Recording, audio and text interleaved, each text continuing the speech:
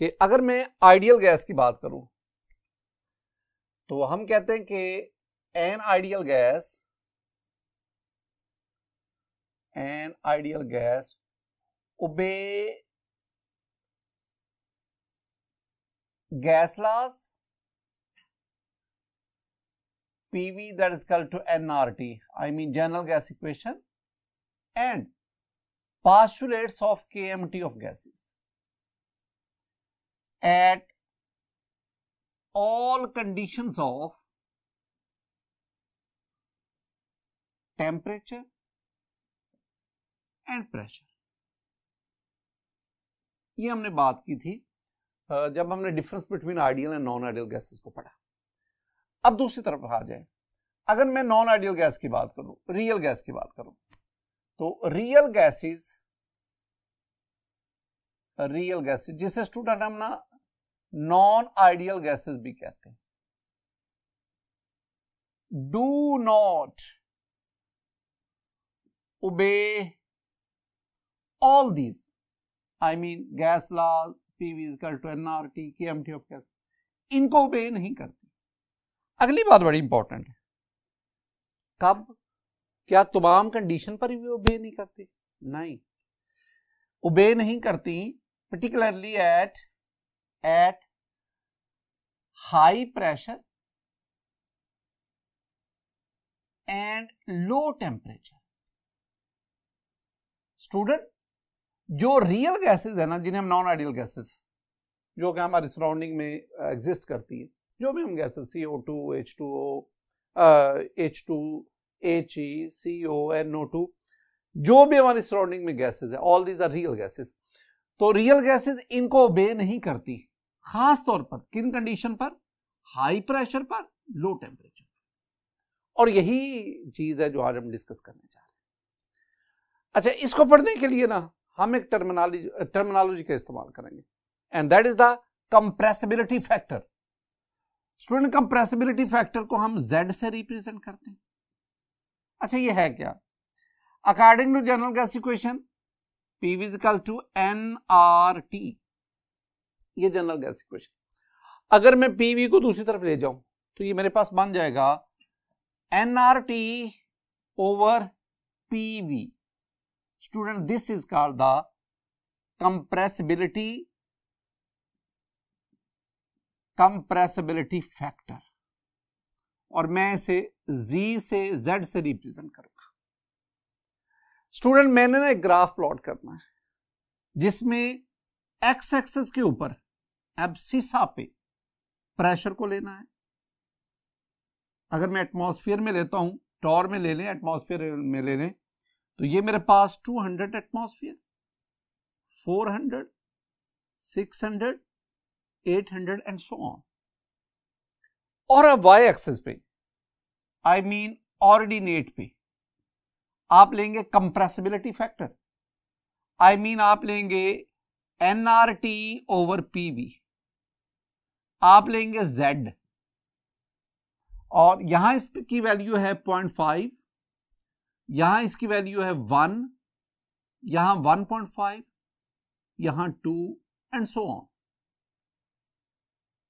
तो स्टूडेंट, हमने graph plot किया जिसमें प्रेशर को एक्स एक्सिस पे लेते हैं, कंप्रेसिबिलिटी फैक्टर को वाई एक्सिस पे लेते हैं। एक बात याद रखना, जरूरी नहीं कि प्रेशर को ही आप ले, आप वॉल्यूम को भी ले सकते हैं। यानी आप कंप्रेसिबिलिटी फैक्टर के अगेंस्ट प्रेशर भी ले सकते हैं, वॉल्यूम भी ले सकते हैं, दोनों में से जो मर्जी ले। अब आप ना आइडियल गैस ले लें, आइडियल गैस, और my dear student, ideal gas के लिए आप किसी भी टेम्परेचर पर, at any value of temperature, अगर आप ये ग्राफ प्लॉट करेंगे आइडियल गैस के लिए, आपके पास ये वैल्यू आएगी 1। तो ये है फॉर आइडियल गैस। किसी भी टेम्परेचर पर, किसी भी प्रेशर पर आपके पास Z की कंप्रेसिबिलिटी फैक्टर की वैल्यू आती है 1। 1 मीन यूनिटी, किसके लिए? आइडियल गैस के लिए। इट मींस कि आइडियल गैस इस रिलेशन को ओबे करती है। ये रिलेशन है क्या? ये जनरल गैस इक्वेशन है। जनरल गैस इक्वेशन क्या है? General gas equation is a combination of gas laws, और यही वो जनरल गैस इक्वेशन है जो KMT की पास्टुलेट उसको भी इजहार उसका करती है, एक्सप्रेस उसको कर रही है। अच्छा, अब मैंने आइडियल गैस के लिए क्या कहा? मैंने आइडियल गैस के लिए कहा कि इसके लिए Z की वैल्यू जो है वो 1 है, हम इसे यूनिटी बोलते हैं। स्टूडेंट, ये ना एग्जाम में बतौर MCQ भी पूछा जाता है। तो for which of the following gas the value of compressibility factor is unity, या for ideal gas the value of compressibility factor is, नीचे 4 ऑप्शन आपको दे देते हैं। The correct option is unity, the correct option is 1।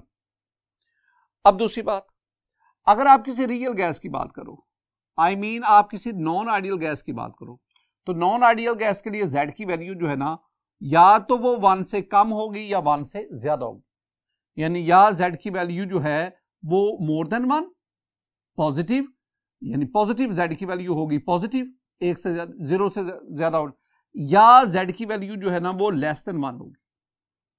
तो दोनों real gas में Z से 1, Z से 1 से ज्यादा, या Z की वैल्यू 1 से कम, दोनों सूरतों में जो है वो इस स्ट्रेट लाइन से parallel to the horizontal line, parallel to the x axis, real gas की सूरत में ग्राफ इस हॉरिजॉन्टल लाइन से डेविएट करता है।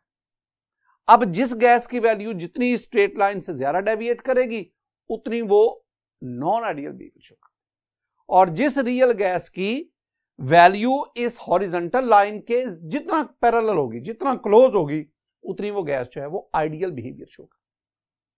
हमने काम करना है, हमने ना कुछ रियल गैसेस लेनी है। मसलन आप ले लें helium, hydrogen, nitrogen, carbon dioxide. These are the non ideal gases, these are the real gases. Student, आपने ना इन गैसेस पे एक्सपेरिमेंटेशन करनी।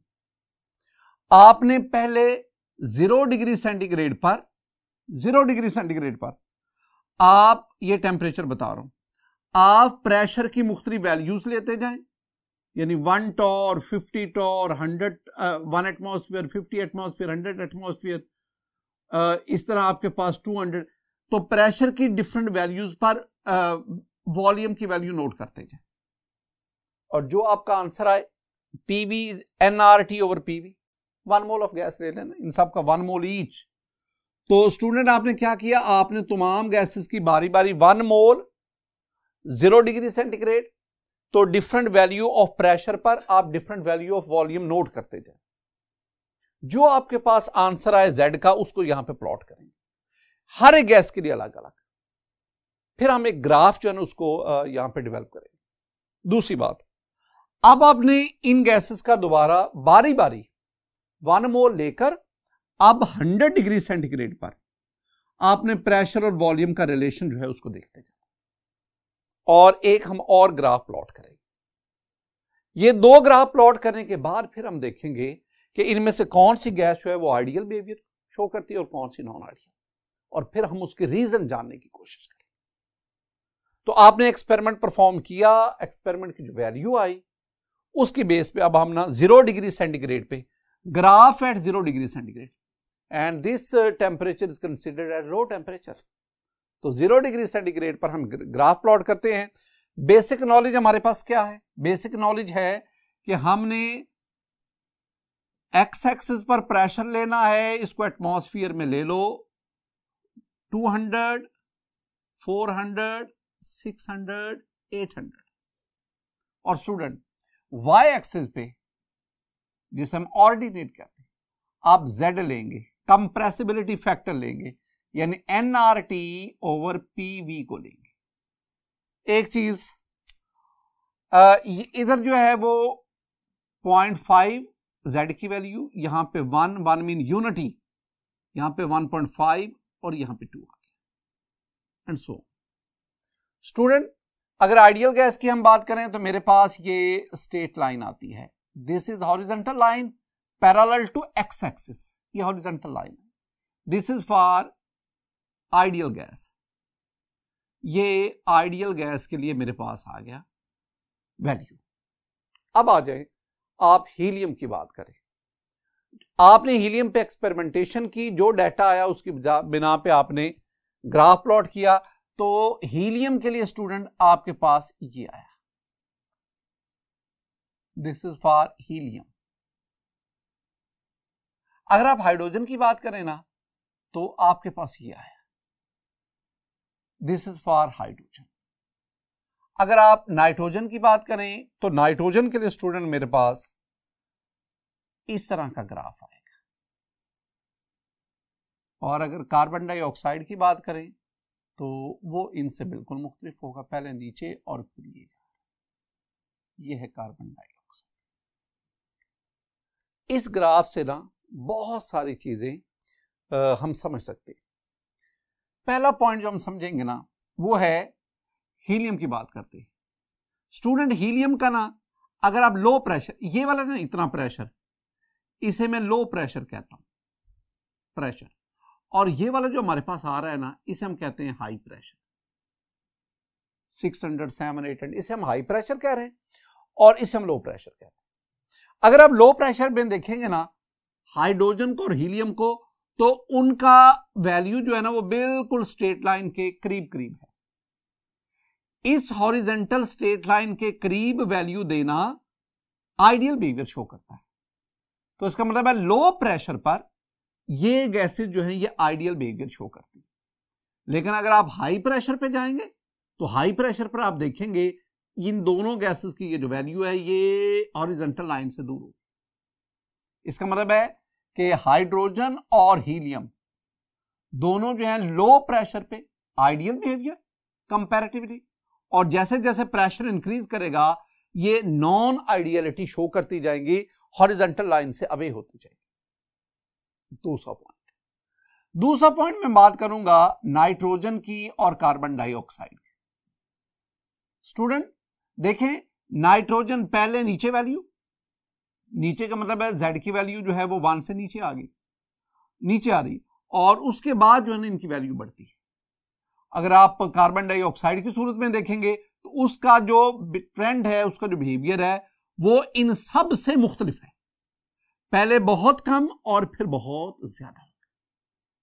ऐसी क्या वजह है, ऐसा क्यों होता है, ये पहले नीचे क्यों फिर ऊपर क्यों? स्टूडेंट जरा समझने की कोशिश करना। ये जो इक्वेशन हमारे पास है ना PV that is equal to nRT, ये जो जनरल गैस इक्वेशन है ये 3 गैस लॉज का कॉम्बिनेशन है, जिसमें एक है बॉयल्स लॉ। और बॉयल्स लॉ आपने पढ़ा है कि P inversely proportional to V, या हमने पढ़ा PV that is equal to K। This one is the Boyle's law. जब मैं बॉयल्स लॉ आपको पढ़ा रहा था ना तो मैं कुछ बातों पे जरा जोर दे रहा था, जरा गौर से सुनना मैं क्या कहता था। मैं कहता था कि ये रिलेशन हमें बताता है कि जितने गुना आप प्रेशर बढ़ाएंगे उतने गुना वॉल्यूम कम होगा। मैं दोबारा कह रहा हूं, ये रिलेशन में क्या बता रहा है, ये बता रहा है कि जितने गुना प्रेशर ज्यादा होगा, आप इंक्रीज करेंगे, उतने गुना वॉल्यूम कम होगा।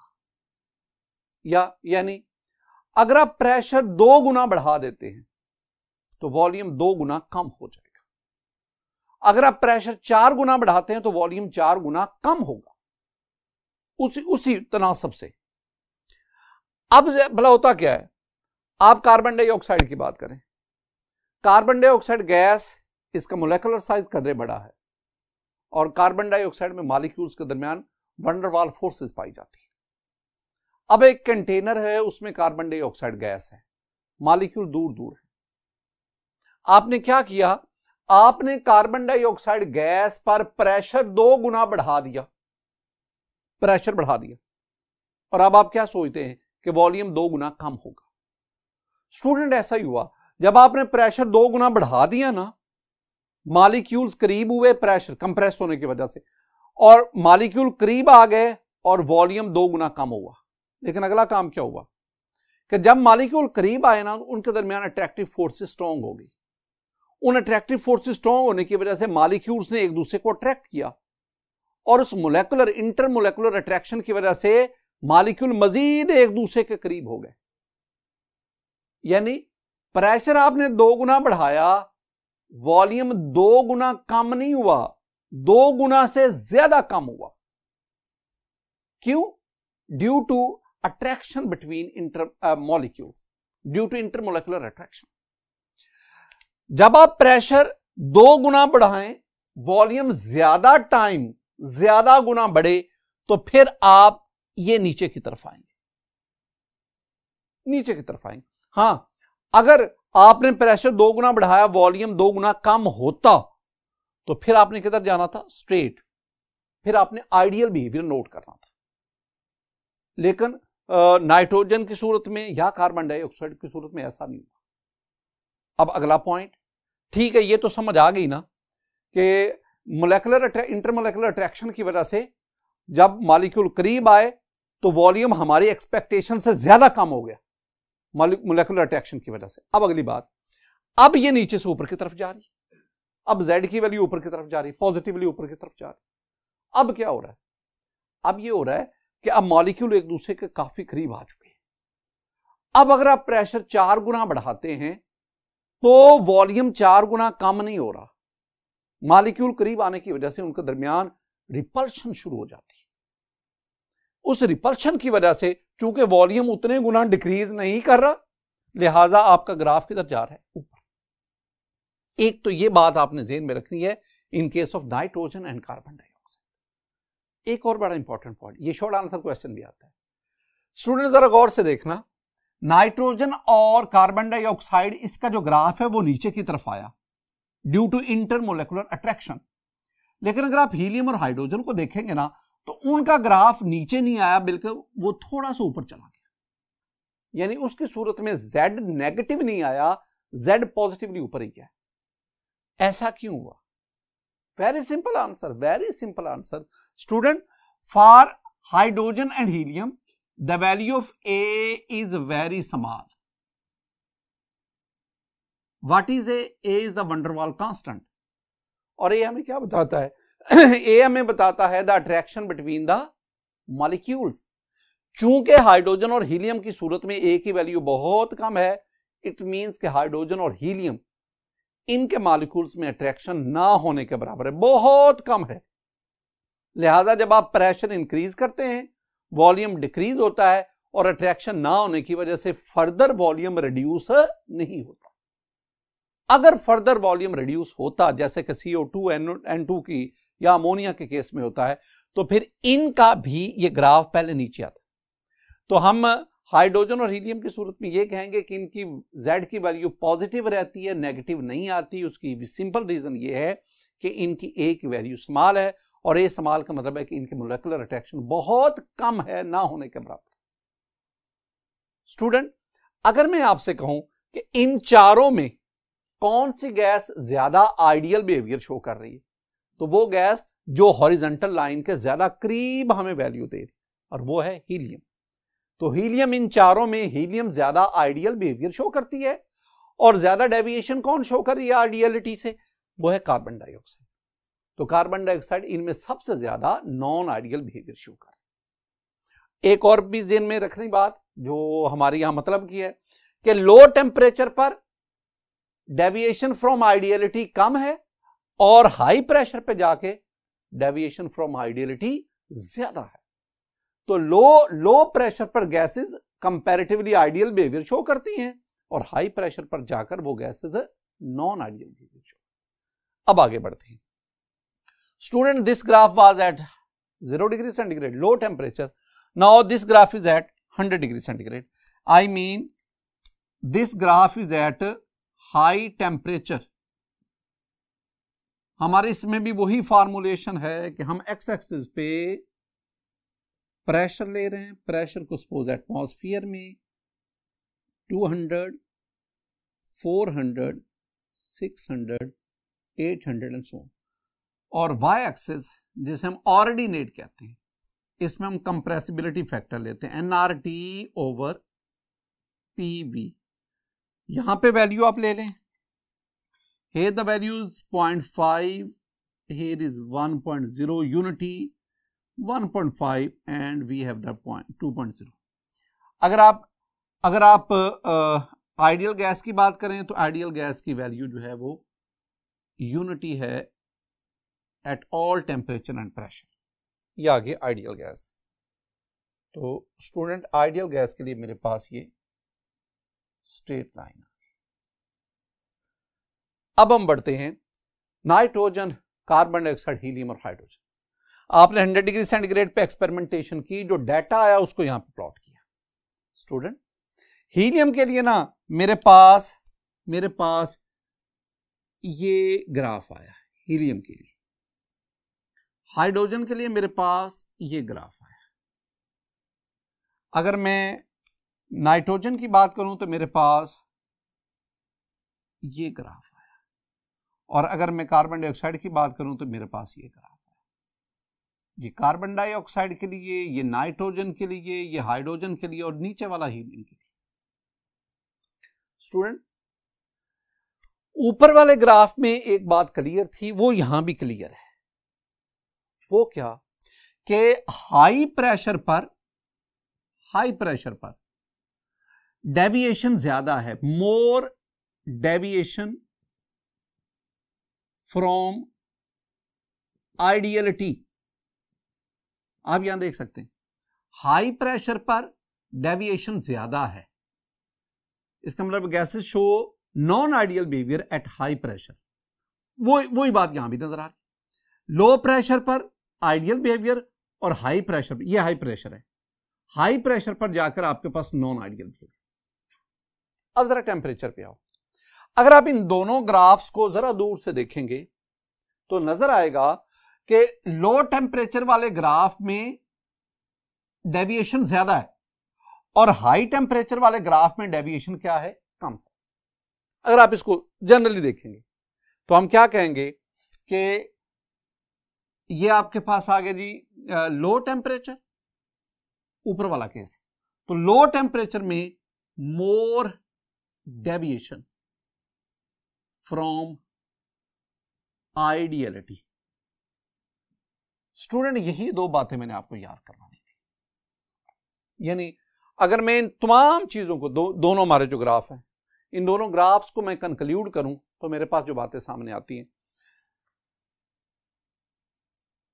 कंक्लूजन में एक तो बात आप ये नोट करें ना, पहला पॉइंट कि gases, real gases are ideal at low pressure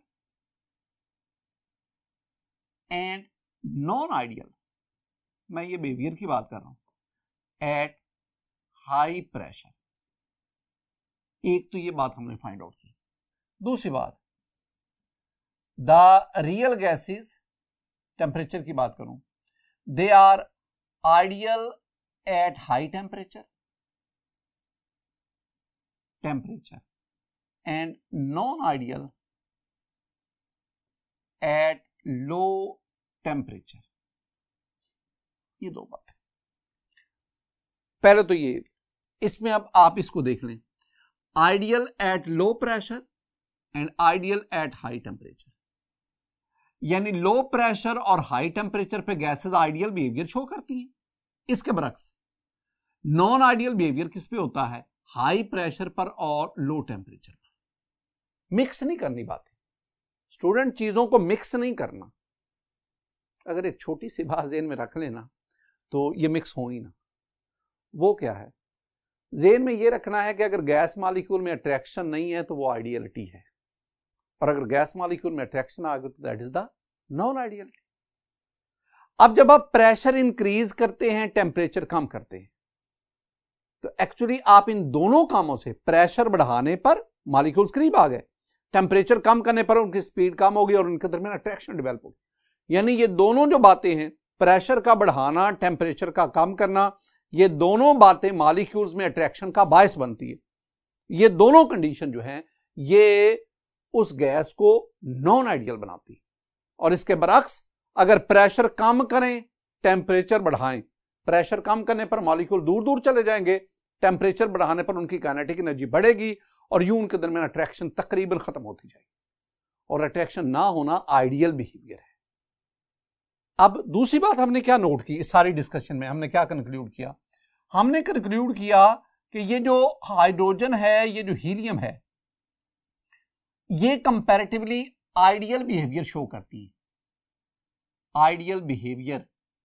और ये जो कार्बन डाइऑक्साइड है और नाइट्रोजन है, ये नॉन आइडियल बिहेवियर शो करती है। स्टूडेंट, लास्ट लेक्चर में भी मैंने आपकी तवज्जो एक बात की तरफ दिलाई कि ये आइडियल गैस और नॉन आइडियल गैस के कंसेप्ट ना लिया करें। Ideal gas, non ideal gas, ये नहीं, ideal behaviour and non ideal behaviour. तो आप बिहेवियर की बुनियाद पे बात किया करें। तो ये दोनों, दे show the ideal behaviour and these two gases show the non ideal behaviour. अब वजह बहुत सिंपल है कि ये जो दोनों गैसेस हैं, एक तो इनका साइज बहुत छोटा है, स्मॉल साइज होने, और दूसरा ये नॉन पोलर है। तो small size, non polarity, weak attractive forces, और weak attractive forces mean ideality, और large size comparatively strong van der Waals forces, and they show the non ideal behaviour. Student, हम आगे बढ़ते हैं।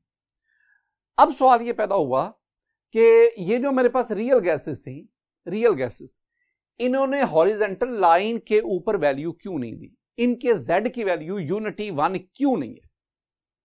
इसका मतलब है कि एक्चुअली प्रॉब्लम जो है ना वो इसमें लाई करता है, P इक्वल टू nRT। और अगर मैं इससे भी पीछे जाऊं तो एक्चुअली जो साइंटिस्ट था वैन डर वाल, WAALS,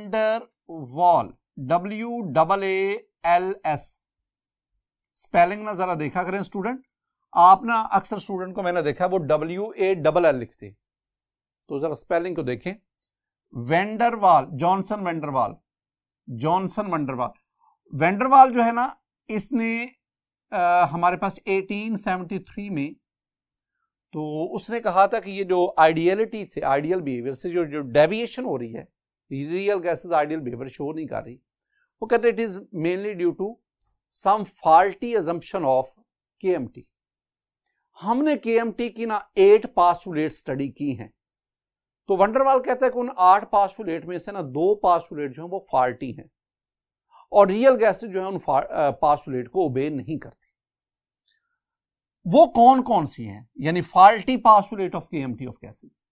एक तो पास्टुलेट वेरी सिंपल, वो थी KMT क्या कहती है कि there is no force of attraction between gas molecules. ये पहला पॉइंट, गैस मॉलिक्यूल्स के दरमियान फोर्स ऑफ अट्रैक्शन नहीं है, it is according to KMT of gases. दूसरी बात, the actual volume of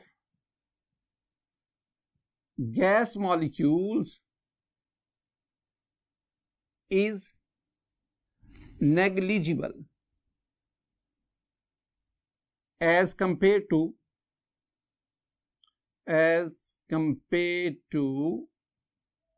volume of the gas।